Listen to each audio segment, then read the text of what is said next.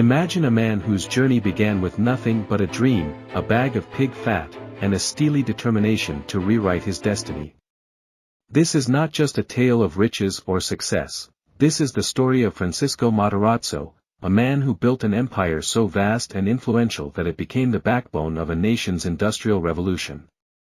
Stick with us, as we delve into the rise, innovation, and legacy of a true pioneer who turned obstacles into stepping stones, and left behind lessons that still resonate today. It all began in 1881. Francisco Matarazzo, born Francesco, arrived in Brazil from Italy. He came carrying his life savings in the form of 2 tons of pig fat, an asset he believed would kickstart his new life in a foreign land. But tragedy struck. As the cargo was being unloaded, it slipped into the water, sinking along with his initial hopes. Imagine the heartbreak. Everything he owned was gone, and he stood at the docks with no backup plan. Most people would give up, but Francisco tightened his belt, rolled up his sleeves, and started again. In Sorocaba, a small town in Brazil, he opened a modest shop and sold goods. To save money, he lived off bread and bananas, embodying resilience and determination. 2 years later, Francisco saw his first big break. People needed better ways to preserve food, and he realized that lard, if packaged correctly, could be the solution. His competitors used wooden barrels that often ruined the product, but Francisco innovated. He introduced metal packaging, which kept the lard fresh for longer and made it easier to transport. This innovation wasn't just about better packaging, it solved a real problem. His lard became a household staple, setting the stage for an empire that was just beginning to take shape. Francisco's philosophy was simple: the best deals are made when you focus on the purchase, not the sale. This strategy allowed him to thrive even in the toughest of markets. As Francisco's business grew, so did his ambitions. In 1890, he moved to São Paulo, a city just beginning to emerge as a commercial hub. Here, he expanded into flour milling, textiles, and soap production. He wasn't just building factories, he was building a future. By focusing on creating affordable, high-quality products domestically, Francisco helped reduce Brazil's reliance on expensive imports. It wasn't long before his name became synonymous with industrial progress. By the early 1900s, Francisco had constructed more than just factories, he had built a self-sustaining industrial ecosystem. If he needed raw materials, he produced them. If he needed packaging, he manufactured it. His approach to vertical integration meant that every aspect of production was under his control, reducing costs and ensuring quality. At its peak, his empire included over 200 factories, employing more than 30,000 people. 6% of São Paulo's population relied on his industries for their livelihoods. His factories didn't just make products, they powered a movement that turned São Paulo into a bustling industrial center. When World War I broke out, Francisco found another opportunity to serve both his adopted country and his homeland. With imports from Europe disrupted, his factories stepped in to fill the gaps. During this time, he was honored by the King of Italy with the title of Count for his efforts in supporting Italian war efforts by distributing food and supplies. Back in Brazil, his industries expanded even further, solidifying his reputation as not just a businessman but a nation builder. Francisco's death in 1937 marked the beginning of challenges for the empire. His successors struggled to maintain the same vision and adaptability. Factories became outdated, and opportunities were missed. One pivotal moment came when Francisco's son declined an invitation to invest in Volkswagen, a decision that symbolized the empire's resistance to change. By the 1960s, the cracks in the once unstoppable empire were becoming apparent. By 1983, the group faced bankruptcy, and the decline became irreversible. Despite its fall, the legacy of Francisco Matarazzo is undeniable. He revolutionized Brazilian industry, introduced innovative practices, and inspired generations of entrepreneurs. His contributions laid the groundwork for Brazil's economic growth and industrial independence. Not all of Francisco's decisions were celebrated. His association with the fascist regime in Italy remains a controversial chapter in his life. However, it's crucial to understand these actions within the context of his time.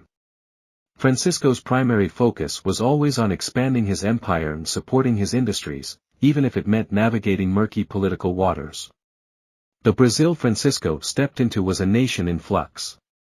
The economy was largely agricultural, with coffee and sugar dominating exports. Industrialization was slow, and infrastructure was underdeveloped.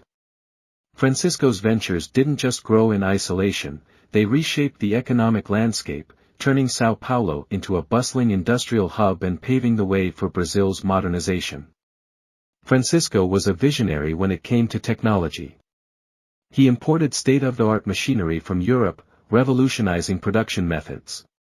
His innovations in packaging, milling, and textile manufacturing weren't just efficient, they set new standards for quality in Brazil. These advancements made his products competitive on both domestic and international markets. Though his empire was deeply rooted in Brazil, Francisco's influence reached far beyond its borders. His businesses were connected to international suppliers and markets, linking Brazil to global trade networks. These connections brought new technologies and ideas to the country, further fueling its industrial growth. Francisco's factories provided opportunities for women at a time when their roles in the workforce were limited. Women were employed in textiles, food production, and administrative roles, gaining financial independence and contributing to their households. This was a quiet revolution that reshaped societal norms and opened doors for future generations. Francisco's achievements stand tall among the giants of his era. Like Carnegie in the United States or Krupp in Germany, he combined vision, innovation, and hard work to build an empire. Yet, his story is uniquely Brazilian, rooted in the challenges and opportunities of an emerging nation. Francisco Matarazzo's story is more than just a rags-to-riches tale, it's a testament to the power of resilience, innovation, and vision. From the depths of loss to the heights of industrial glory, he proved that success is not just about what you build, but how you inspire others to dream bigger. If this story moved you, take a moment to reflect on the power of perseverance. And before you go, make sure you're subscribed to our channel. By doing so, you'll join a community dedicated to sharing the stories that shape our world. Until next time, remember, every great achievement starts with a single step. Picture this, it's the late 1800s. A young man named Francisco Matarazzo leaves a small Italian village of just 8,000 souls, brimming with hopes and dreams. The air in southern Italy is heavy with struggle, but Francisco has heard whispers of a land far away, Brazil, a land of opportunity. Driven by sheer determination, he packs up everything he owns, says goodbye to his family, and sets sail for the unknown. But life doesn't wait to test him. Upon arriving, disaster strikes. The ship carrying his goods sinks. Imagine that heartbreak. Everything he had worked for, everything he owned, gone, in an instant. Did he give up? Not Francisco. With nothing left, he leaned on the kindness of a friend in Sorocaba, who gave him shelter. Francisco started small, very small. He began buying pigs on credit and producing lard. Not satisfied with just making ends meet, he spotted a game-changing opportunity. Instead of selling lard in bulky barrels, he packaged it in smaller, consumer-friendly tins. In just a few years, this small tweak made him a near monopoly in São Paulo. While others were stuck in the old ways of importing flour from Europe, slow, expensive, and often poor quality, Francisco thought bigger. He turned to Argentina for quicker, fresher supplies. That one decision skyrocketed his business. By 1900, Francisco had moved to São Paulo and built Moinho Matarazzo, a massive flour factory that stood as a testament to his unrelenting drive. Fast forward a few decades, and Francisco Matarazzo had built an empire, 360 factories and counting. His ventures stretched across industries, making him one of the richest men of his era. His company wasn't just big for Brazil, it was one of the 5 largest in the world. Francisco's story is more than just a tale of grit, it's a lesson in innovation, persistence, and seeing opportunity where others see none. He built something extraordinary because he never stopped adapting and dreaming bigger. And here's a modern twist for you: success today still requires the same principles Francisco embodied: vision, resilience, and the right tools. One of those tools? English. The Flow podcast reminds us that knowing English today can open doors in ways you can't imagine. Just like Francisco seized opportunities in a new land, mastering English equips you to do the same in a globalized world. So, take the leap. Learn the language. Build your future. Because, like Francisco Matarazzo, your story might just inspire generations to come. Francisco's early days in Brazil were anything but glamorous. Imagine arriving in a new land with nothing but hope, and then watching even that hope tested when your entire fortune sinks to the bottom of the ocean. But Francisco wasn't just any man. He wasn't there to complain, he was there to conquer. Sorocaba became his starting point. It wasn't a bustling city, but it was a place to build. With nothing more than his wits and determination, Francisco began trading pigs. He took them on credit, butchered them, and sold the lard. Back then, lard was essential. It fueled lamps, cooked meals, and even greased machinery. But here's where Francisco's brilliance shone. He realized that importing lard from the United States was inefficient. The barrels were large, inconvenient, and inaccessible to everyday people. So, he started selling lard in smaller tins, revolutionizing how people bought and consumed it. Within a few short years, Francisco wasn't just surviving, he was thriving. By the time São Paulo began to grow, Francisco had already outgrown Sorocaba. In 1900, he moved his operations to São Paulo and established the Moinho Matarazzo, a flour mill that would become the largest in Latin America. At a time when São Paulo was just a city of 120,000 people, Francisco was laying the groundwork for something monumental. Francisco didn't stop at lard or flour. He had the foresight to expand into multiple industries, from textiles to steel. Every venture he touched seemed to flourish. His key? Always being one step ahead.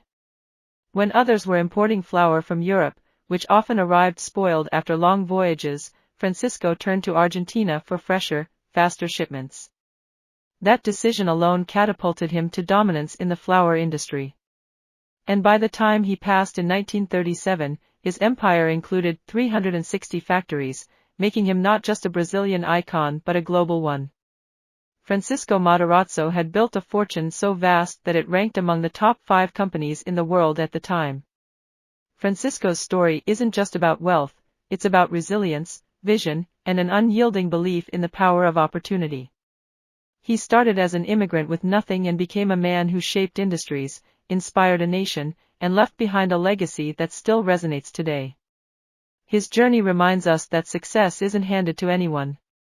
It's earned, step by painstaking step, through courage, innovation, and an unwavering will to persevere.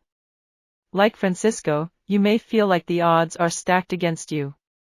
You may be facing challenges that feel insurmountable.